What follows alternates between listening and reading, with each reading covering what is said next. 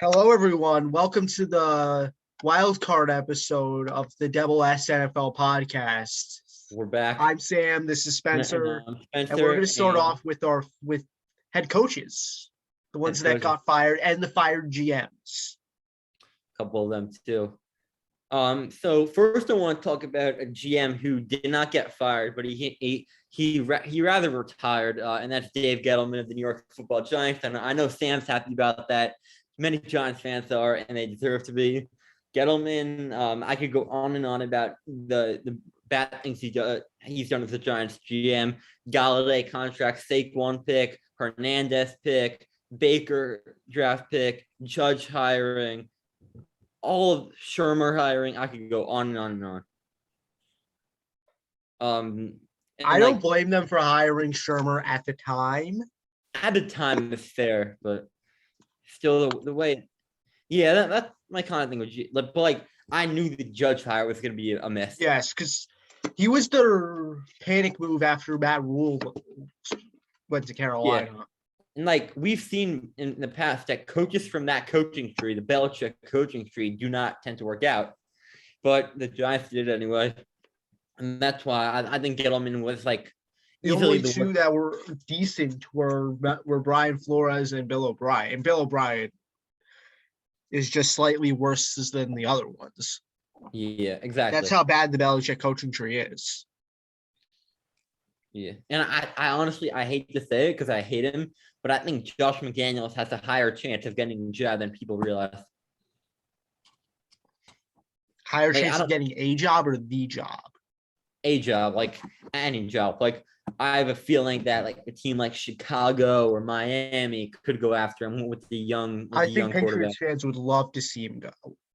Oh yeah, for sure. He's an awful I know. He's what he does is obviously that the time Mac Jones only threw 3 passes was dumb, but a lot of other games he's had them come out really, really flat. All right, next up, we got Ryan Pace, the former Chicago Bears GM from 2015 until this year. What do you think of that firing? Good. He should have been fired after last year, but the fluke playoff appearance Chicago saved his job for a year. He brought in one of the worst free agent signings in NFL history, being Mike Glennon. Mike Glennon, yep. $18 million guaranteed. You don't do that. That was a really, really dumb move at the time. But I will say, although I do agree with the firing, I think he's getting a little too much backlash at the moment. And the reason I think that is because he's surrounded, except for the O-line. I like what he's kind of done. I love the Monty pick. I love the Khalil Herbert pick. A-Rod was a good pickup. Mooney was a great pickup. I'd also like to mention he made one of the worst drafting trades in NFL history. Which year was this? 2017. Oh, yeah, the Mitch from 30 seconds. Did you have to move up and get him?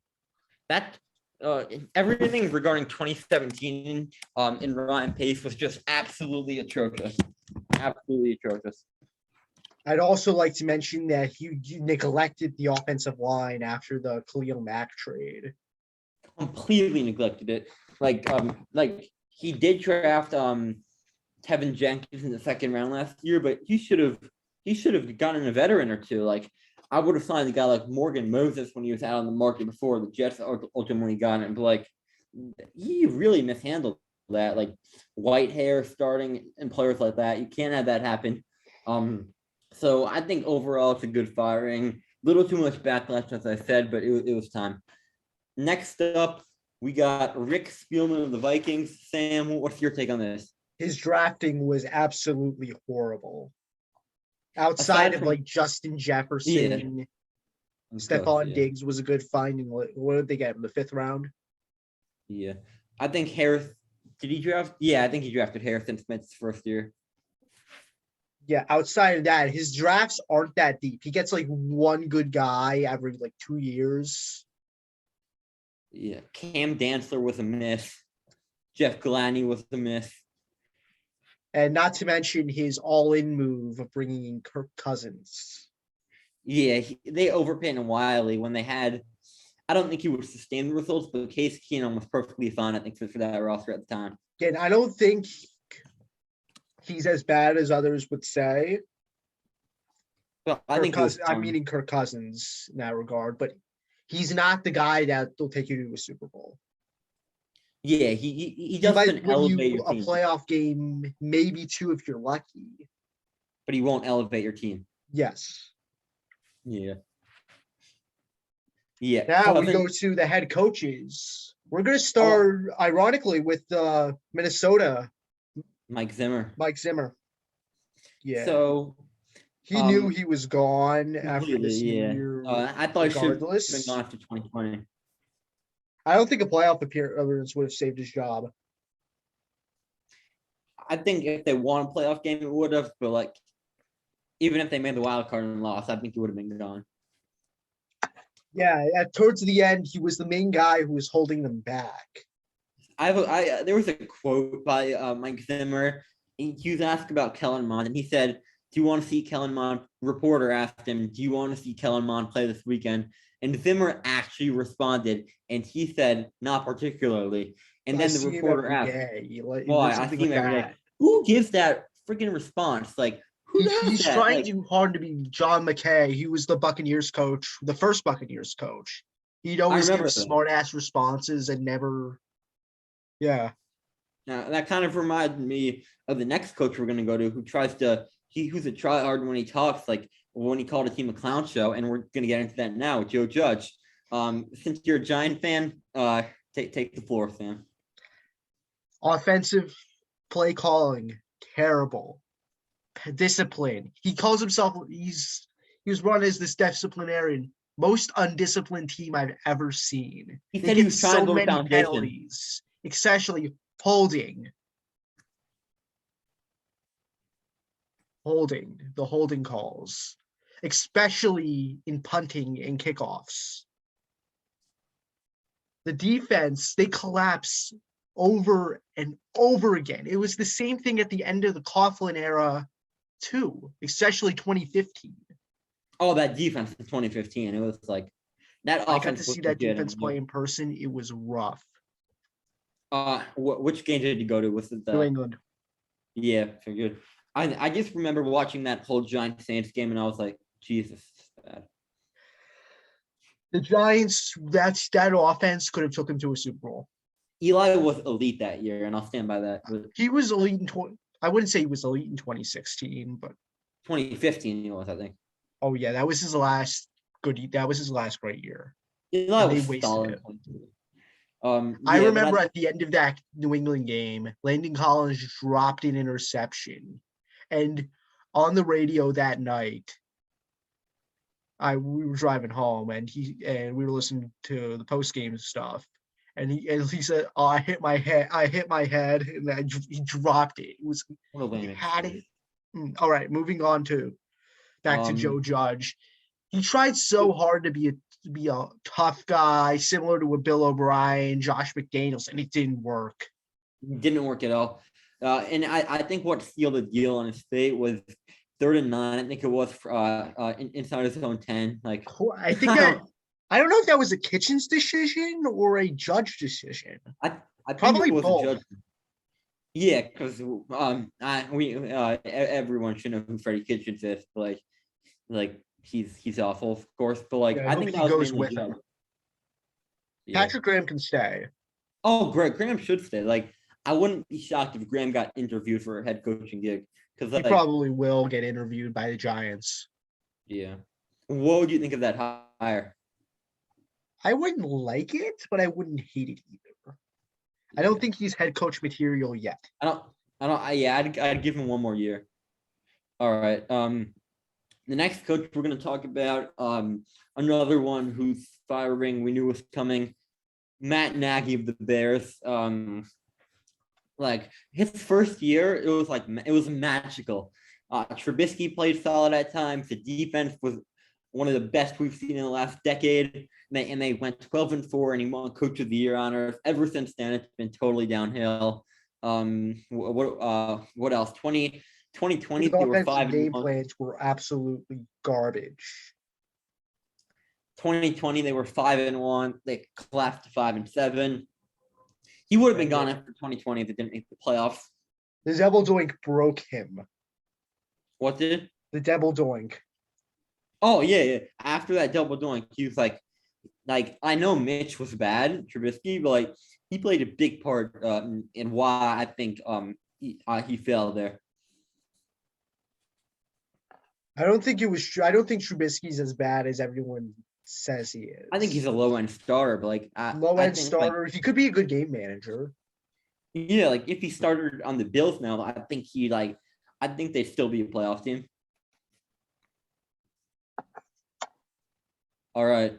Moving on to the next coach that got fired, a surprise one here, David Culley of the Texans. A couple saw this coming, but I didn't really think after this year it would happen. What do you think about this one, Sam? I understand why. They think they can get someone better. They think they can bring in Brian Flores. Yeah, because he has a relationship with the current GM, and Deshaun Watson likes him. Yeah, Watson could stay if that's the case. What I was saying about the Culley hire, and a lot of people were on NFL Instagram as well. He's like a bridge coach, but I still would have given him one more year with like a better roster. Like they do have the third pick. They could take Evan Neal, Kyle Hamilton, Stingley, like a guy like that. And like I think reminds me of like the small business of NFL head coaches. Like nice guy, great person, just not really enough. He's not really. Doesn't really have the resume to. You know what he reminds me of? Todd Bowles when he was the Jets coach. The players like him a lot, but like he's not head coach material. He did have that really good first year with them in 2015. Oh yeah, that was insane. When they lost. Well, I won't mention week 17. Okay, so, yeah. Thank you. But 2016 through 18, he was absolutely dreadful. Yeah. Absolutely. And also, Ryan Fitzpatrick did really regress from his 2015 form. Oh my God, that drop off, like that! I remember that 6 interception game at Kansas City. I have nightmares from that still. All right, the next coach, a huge surprise here, Brian Flores of the Miami Dolphins. Listen, I thought after they were 1-7, if they ended up like 4-13, I thought it would be appropriate for him to be gone. Like they won 8 out of their last 9. 8 out of their last 9. Almost made the playoffs. Like he's holding that team together, in my opinion, a lot. The person to fire was Chris Grier, the GM. I want to say something about Chris Grier quickly. Yes, he should have been fired. People don't talk about how bad his 2020 draft was. Austin Jackson, Noah Igbenogany. It was terrible. I don't think Tua is as bad as people make him out to be. I think Tua is fine, but those other two, yikes. And then that Will Fuller signing. One draft, however. Yeah, but then the Will Fuller signing after 2021. So the only really good movies made as GM was that Tunsil trade, and I do give him credit for that. But other than that, who did he use that draft? And he traded that pick. Oh yeah, he traded that to the Niners. And they drafted Jalen Phillips, which pretty good, honestly. Solid pick, yeah. But back to Flores for a sec. I do think he'll get, and he deserves one, a head coaching gig elsewhere. I think it's going to end up in Houston ultimately. I think Washington's going to stay there because of that. But bad decision by Stephen Ross and the Dolphins here to fire Flores. Absolutely. Moving on. Is that all the fired head coaches? No, we still have Vic Fangio of the Denver Broncos. That's right. I forgot about him. He never adapted to the NFL. He's a great defensive guy. Oh yeah, we saw him with the Bears in 2018. But he never adapted to an offense. And when you trust your offense to Pat Shurmur, not very good things happen. I can tell you that. Not at all. Oh yeah.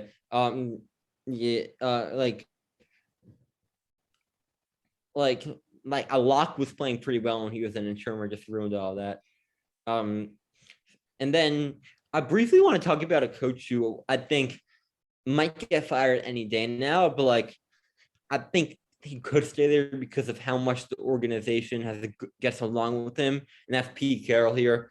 Um, Obviously, a disappointing year this year, going 7-10, but I think he's going to hang around for one more year personally. You knocked that out of the park with that one. Moving on, we got our NFL playoff predictions. Spencer, you want to start with your bracket? Yeah, I'm going to start with my bracket. And let's start on wild card weekend. I cannot believe the playoffs are here already, man. All right, let's start off in the AFC. We have the 5 seed Las Vegas Raiders traveling to Paul Brown Stadium to take on the Bengals, the 4 seed. This is going to be a close game. Weather is going to be pretty bad. I expect it to snow, I think, in the next few days there. Whether it snows at game day or not is a different story, but it'll be cold there. Bengals crowd is going to be rolling. They'll be loud. I think this game will be back and forth. I think it's in Carr's first playoff start, Burrow's first. I think they struggle a bit early, but I think they really get going later in the game. And I think it'll come down to the last few minutes here. And I think ultimately what's going to win the Raiders this game is the defensive line. Max Crosby has looked great. Yannick Ngakoue. I like what I've seen from them recently. Carl Nass to be even. That's why I have Vegas squeaking out a win here. I'm going to take Vegas 24-22 in this one. The Bengals, I think they have a great future, but I think Zach Taylor is going to hold them back a bit in this game, and I do not think they're ready just yet. Moving on to the 6th seed, the New England Patriots traveling to Western New York to take on the Bills. This game is going to have awful weather, awful. It'll be like 9 degrees Fahrenheit and snowing at game time. So it was similar weather to the Patriots-Bills game a couple weeks ago in Buffalo, where Mac Jones threw 3 passes. Do you think the passing numbers are similar than the first time? No, I think they'll each throw a little bit more. Maybe Allen around the same, but I think Mac will at least throw 15, 20 times because it's a playoff game. But I think Mac is going to struggle a lot in this one, a lot. Rookie QB in those conditions, that crowd, like first playoff game, he's going to have a rude awakening. And I think the Bills are going to win this one by a lot. I'm going to take them to win 33-17. I wouldn't be shocked if it's a little closer, but I just think the experience Buffalo has, especially with their at the quarterback position, is going to loom large here. Pittsburgh and Kansas City, the TikTok duel, Jackson, Mahomes, and Juju. I'm sorry, Steeler fans. Big Ben. Did you see what Big Ben said? That they have like no chance. Yeah, I respect his honesty, to be honest. Like he shouldn't have said that, but he's completely right. I'm going to take the Chiefs to win this one 28-14 at home. Steelers, it was a great finish by them, and I give Tomlin a ton of credit for that. But Big Ben's career ends in a bad way as they lose by 2 touchdowns in this one. All right, moving on to the divisional round of the AFC. We have the Buffalo Bills, the 3 seed, traveling to play the 2 seed Kansas City Chiefs, and Bills seeking revenge on the Chiefs after last year's tough loss in the AFC Championship. I think the Bills are more prepared now. I think the defense has gotten a lot better since then. The run game's gotten a lot better. And I think the Chiefs defense, it was great down the stretch, but I think it's going to falter a bit here. And I think Josh Allen has a few big-time throws late in the game. I think he has a bomb to Stephon Diggs to put them in front in the fourth quarter. I think Bills win this one. They squeak it out 31-24. And they send the Chiefs home in the divisional round. Moving on, the Raiders trying to keep their run alive as they travel to Nashville to play the Titans. I'm sorry, Raider fans, as much as they love Carr and that offense and the D-line, I think their run ends here. I think Tannehill has a pretty good game, and I think with Derrick Henry coming back, it's going to take pressure off that passing game and the defense a bit to play really well, even though I think they will. Tennessee 26, Vegas 18. Moving on to the AFC Championship game, in which we have the Buffalo Bills and the Tennessee Titans from Nissan Stadium. This is going to be an epic game. As we saw earlier in the season, the Titans won 34-31 on a goal line stop. I think it'll be a similar game, but I still have the Titans winning and traveling to the Super Bowl as AFC champions. Titans 27, Bills 24. Okay, now we're going to go to the NFC side. And in the wild card round, we have the Arizona Cardinals, the 5 seed, traveling to LA to play the Rams, the 4 seed. And I have the Cardinals winning this game. I don't trust Cliff that much, but I also on the other side of things, I don't trust Stafford at all. So I think Stafford has 2 picks in this game, one of them to Budda Baker and one of them to Byron Murphy. I think he's going to get pressured a lot. I think he's going to force some throws, which is going to hurt that Rams offense a lot. Cam Akers will be back, but we don't know. He barely played last week, and like coming off a catastrophic knee injury, I don't expect much out of him. And I think the Cardinals are going to win this game quite convincingly, actually, 33-20. Next, we have the Dallas Cowboys and the San Francisco 49ers. I could see this game going either way. A lot of people had this as their upset pick. The Niners winning. I think he could play well. He could not. You never know what you're going to get out of him. Azeez Al-Shaairi is coming back for that Niner front seven, which is absolutely critical. But the Niners cornerbacks are the biggest issue going up against that Dallas receiving core. Ambry Thomas, Josh Norman, I do not trust them at all. Even Emmanuel Moseley, who I like, I don't trust them going against that 3-headed monster in Dallas. I think the Cowboys win a high-scoring one. I'll say 33-23. Now, next we got the last wild card game. We got Philly and Tampa Bay. In Tampa Bay, of course. I'm sorry, Eagles fans. They had a really good season for their expectation. I was expecting a 3-5 team. They won 9 and made the playoffs. Sirianni obviously deserves a lot of the credit there, but I think the Bucs rout them.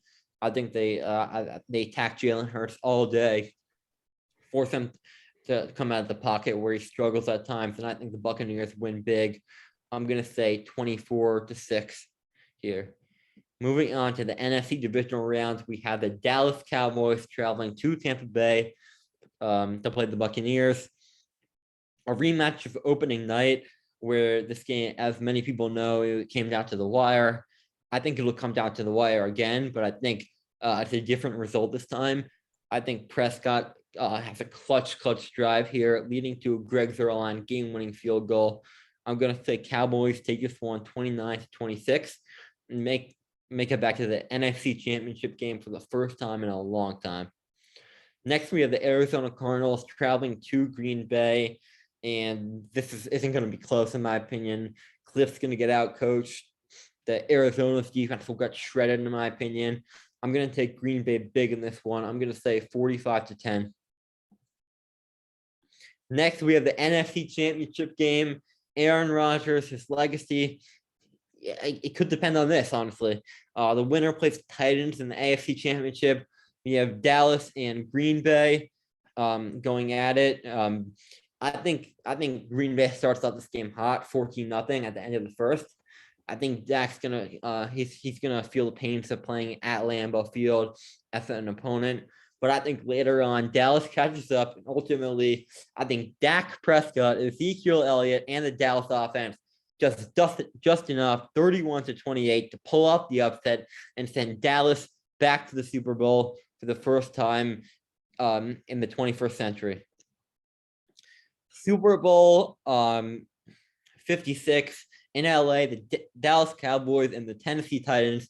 This is going to be a really fun matchup. 2 great offenses, 2 solid defenses, 2 veteran head coaches going at it. And the Super Bowl champions coming out of the NFC are the Dallas Cowboys. I think it'll finally be their year. I think Dak is going to be crowned Super Bowl MVP. And I think this is really going to cement Amari Cooper as a top 10 receiver. And I think great run by the Titans ends here, and Dallas is crowned champions. Wow. What do you think? Interesting. Okay. All right. So now moving on, we're going to my playoff brackets. Starting off with the Bengals and the Raiders on Saturday, 4:30. I'm going to pick the Bengals to win. I think Joe Burrow has a great game. I think the Raiders defense won't be able to handle the strength of the Bengals offense, and the Bengals defense does enough to take a 38-28 win.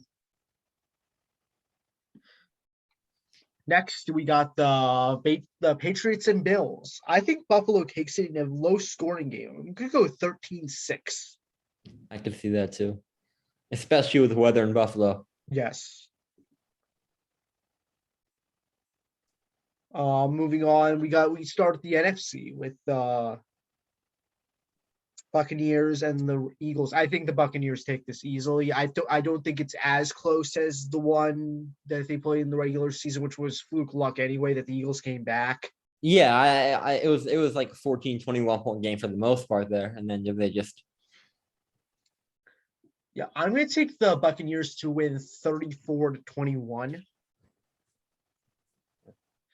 And next up, we got the 49ers and Cowboys. You know where this is going if you know me. I'm going with the 49ers.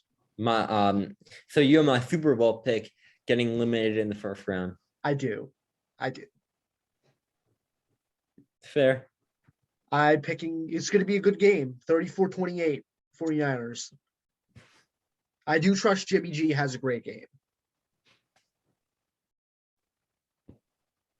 He did have a really good first playoff game against the Vikings. He had a good game against the Packers. He didn't really have to do much in the Packers game, but you get the point. And I think they do enough to get the win. And Dallas, I think Dallas are frauds. What playoff teams have they beaten outside of the Eagles? They came down to the wire with Arizona. Did they play the Rams this year or no? No. Didn't. They lost to the Raiders. They lost to the Chiefs. Who else did they play? They lost to the Buccaneers By 2. That's why I think like if you flip one of those missed field goals in one of those games, I think the Dallas, like that's why I'm so high on them, like because they've proved that they can compete with the best of the best. And they've struggled in recent weeks, not excluding the game against Washington and the game against last week. They've really struggled against teams like the Giants. They struggled through most of that Cardinals game. Yeah. Next up, we got the Steelers and Chiefs. Yeah, the Chiefs are going to take this easily. I'm going to go 38-13. Yeah, I'd be shocked if this game is within 10 points. Last game of Wild Card Weekend. Got the Cardinals and Rams. I don't know how trustworthy Matt Stafford is in the postseason. I know he was I thought for all these years. I'm taking the Cardinals.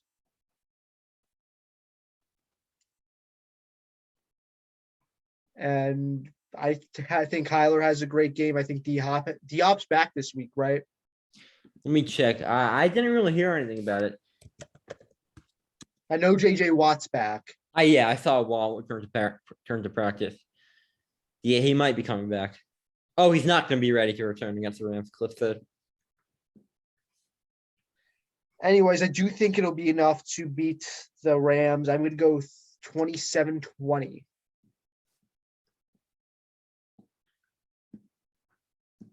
Next up in my divisional round, I'm going to start with the NFC with the 49ers and the Packers. I think this is going to be relatively close most of the way. I'm going to go with the Packers to win 31-21. Next up in the NFC, we got the Cardinals, we got the Bucks. I'm taking the Bucks. I'm not saying that. I think it's going to be. I don't think it's going to be a blowout, but I think Tampa Bay is the more experienced team. I agree. And they get the job done at home. Yeah. I have a score of 30-22. 2022. And next up, we got the AFC matchups. I'm going to start with probably a shocking upset. The Bengals and the Titans. I'm taking the Cincinnati Bengals. I don't trust Zach Taylor at this point. You don't need to track Zach Taylor. We got Joe Burrow and Jamar Chase. Not to mention how they have a great receiving core. They have a good running game. The defense has been rounding into form. I think they got this. Tennessee screams one and done to me. And I think the Bengals take this one 31-25. Lastly, Bills Chiefs. I don't think it's the exact same, but it's similar outcome. I'm going to go 35-18. In favor of Buffalo. I don't think Kansas City has enough to go to do it third You straight. think they win by that much? I do. And moving up to my conference championship games, starting with the AFC. We got the Cincinnati Bengals and the Buffalo Bills. I'm taking the Bills in this one. They're going to be at home in this game. It's hard to beat the Bills in January at home, especially when they got the cold, they got the wind on their side. They know how to play in that. And the Bengals, they're too young. I don't think they're ready yet. And I think the Bills take this one 34-21. Over in the NFC side, you got the Packers and the Bucks. Least surprising outcome possible, but I'm taking the Packers to win this rematch. Go with the Packers 30, Bucks 24. Super Bowl 56 from Los Angeles. Buffalo Bills and the Green Bay Packers. I'm taking the Buffalo Bills to win their first Super Bowl. The NFL history. Who wins Super Bowl MVP? Allen? Allen. Yep. And I think they do it. So our predictions are the Bills and the Cowboys. It'll be really interesting playoffs. Like lots up in the air this year. Like I could see almost any team making it, honestly, with the exception of the two Pennsylvania teams. Yeah. And that'll be it for this episode. I hope you enjoy this playoff weekend. We'll be back next week and next week. We're gonna do a couple more tier lists, and then we'll talk about possible, if it doesn't happen by then, head coach fits for like teams. Talk about that a bit. We'll see you guys next week. Enjoy your week. Enjoy watching football.